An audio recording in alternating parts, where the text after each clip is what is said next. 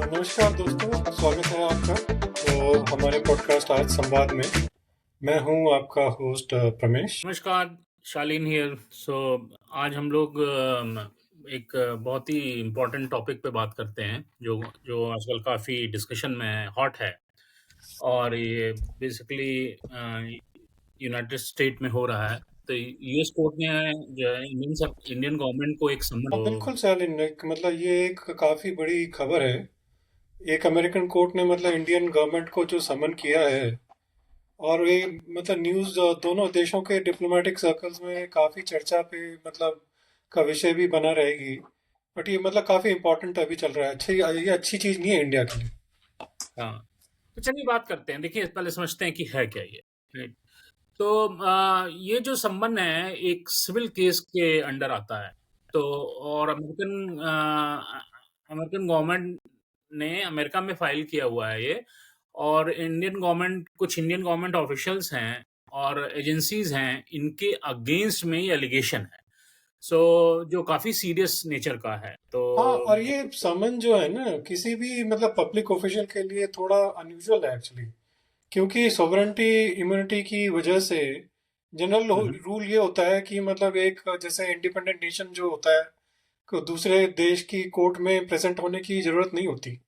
लेकिन यहाँ specific allegations को लेकर कोर्ट ने समन जो किया है, ये अच्छा प्रेसिडेंट नहीं है। तो प्रमेश, आपको क्या लगता है ये संबंध है क्या? बेसिकली हम लोग बात कर रहे हैं यहाँ पे, तो क्या है इसका मोटिव, क्या है?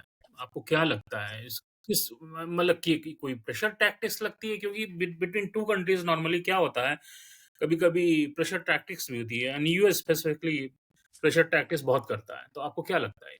हाँ, मुझे लगता है कि ये काफी मतलब केस जो है काफी सिंबॉलिक है। जरूरी नहीं है कि इसके पीछे कोई बड़ा लीगल विक्ट्री का एम हो।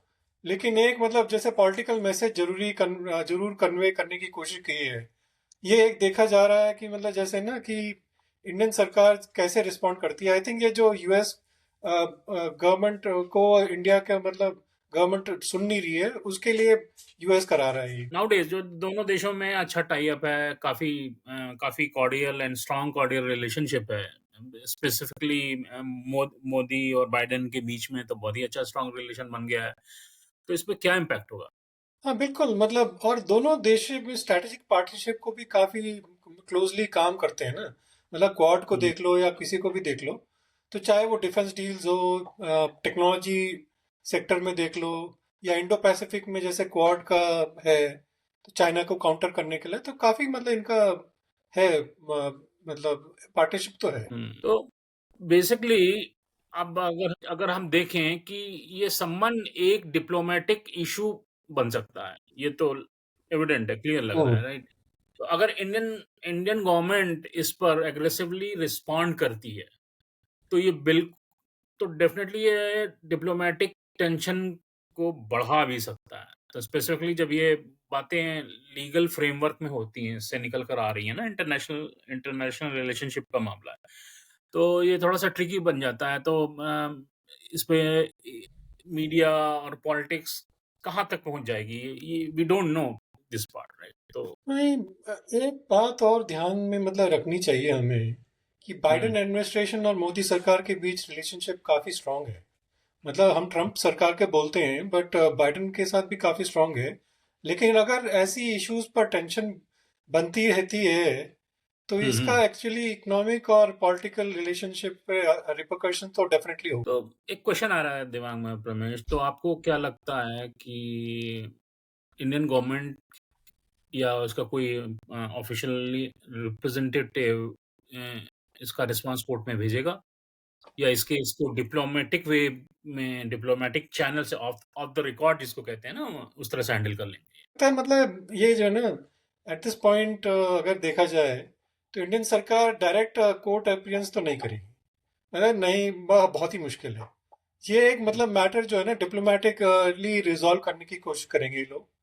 और क्योंकि अगर कोर्ट में गए ना, तो वो ऑप्शन जो है सेलेक्ट करने से मतलब क्या होगा कि एक प्रेसिडेंट सेट हो जाएगा, जो फ्यूचर केसेस के लिए भी हो जाएगा। तो एक बहुत बड़ा मतलब प्रॉब्लमैटिक इशू हो जाएगा आगे के लिए। आई एग्री, सोवरेनिटी का मैटर है बेसिकली। और हम्म। इससे ग्लोबल रेपुटेशन भी इम्पैक्ट होती है, रेपुटेशन भी इन्वॉल्व है। I think this is the best way also.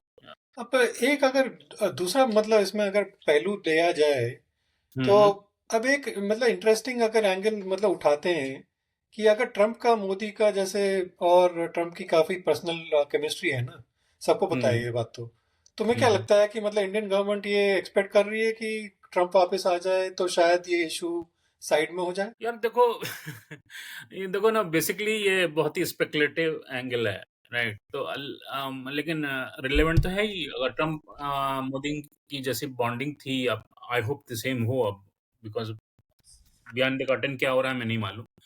तो उस वो चीज होती तो उसके काफी पॉजिटिव इफेक्ट देखने को मिलते थे।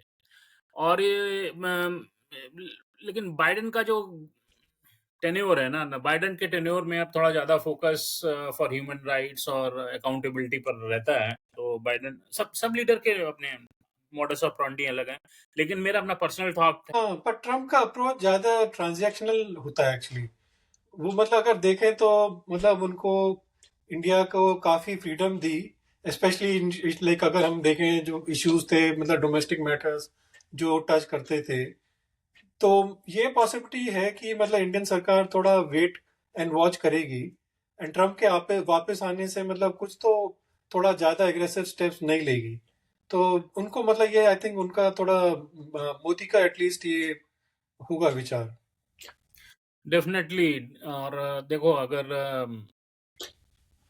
ट्रम्प 2024 में वापस नहीं आते ना, तो मतलब बाइडेन की गवर्नमेंट रहती है, यही डेमोक्रेट्स की गवर्नमेंट रहती है, बाइडेन तो नहीं रहेंगे, कमला हैरिस रहेंगी। तो अगर उनकी गवर्नमेंट रहती है तो उसको इंडियन गवर्नमेंट का इस इशू का रिजोल्यूशन खुद ही निकालना पड़ेगा इन इन डिप्लोमेटिक वे में, और डेमोक्रेट्स के फ्रेमवर्क के अंडर।